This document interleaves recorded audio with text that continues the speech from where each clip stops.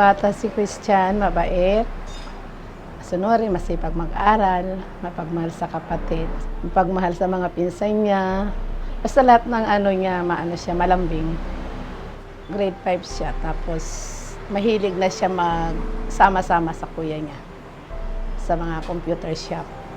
Kasi balik kung tutuusin, ang kuya niya talaga ang mahilig maglaro, hindi siya. Dati nakikita niya lang ako na naglalaro sa shop ng mga games sa computer. Tapos hindi ko lang inaasahan na nakikita ko na lang siya na naglalaro din sa computer shop. Bata pa lang yan, nakasama ko na yan kahit saan kami magpunta. Mabait yan, makulit. Pero sobrang kulit talaga yan. Sa tabi kami matulog.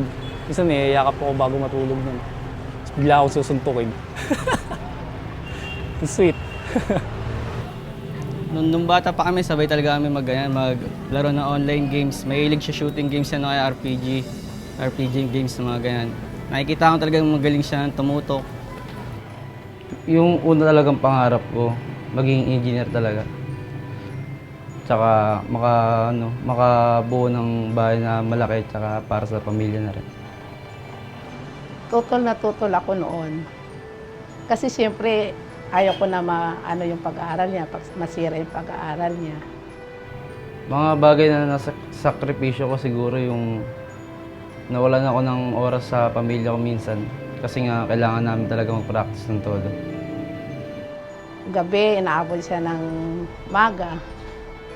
Sinusundo ko pa siya sa computer shop para lang umuwi. Tapos pag papasok na siya, tatama rin siyang pumasok kasi puyat. Pipilitin ko yan para pumasok. Pag galing niya ng school, pag uwi niya dito, diretso na naman ng computer shop. Minsan nagkakating siya para lang maglaro. Lumadayo kung saan-saan. Tumatakas pa nga kami sa bahay para lang maglaro. Pagkatapos na kami maglaro, uuwi. Na po, sermonan na kami. Saan kami napupunta, uuwi na po computer, ganyan. Pero yun na po yung naging bonding namin yung dalawa. Habang magkasama kami. Nagsimula ako sa pustahan talaga. Na dayo-dayo. Yung tipong 500 hanggang 800 na pusta, masayan talaga kami ron. Hanggang sa nakuha ko ng parak, doon talaga ako nag-improve. Lalo na doon ko rin nakilala yung captain namin ngayon, si Bayo, tsaka si Aldrin. Nakampi ko rin. Nung nakuha kami ng Pacific Esports, syempre, malaking bagay sa amin yun. Malaking parang doon na rin kami magpa-practice talaga eh. Malaking naitulong sa amin ng Pacific para sa pag-improve ng mga laro namin. Hanggang sa hindi ko lang na inaasahan na mananalo sila sa tournament na sa Crossfire Stars.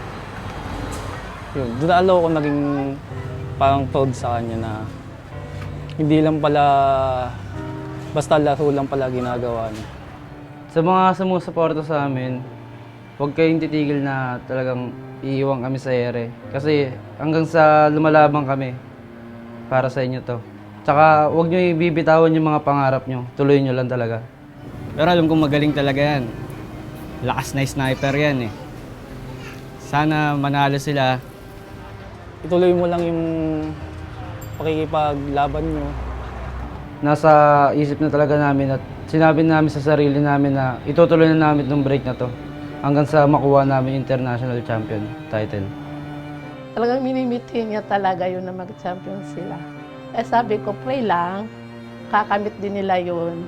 Kasi pag lumalaban talaga sila, talagang pinagdadasal ko talaga sila. Silang team. Pero pag naglalaro ka sila, ayaw kong manood. Kasi nininervyos ako. Parang ako yung una magpo-collapse. Gusto ko pang mangyari sa buhay ko.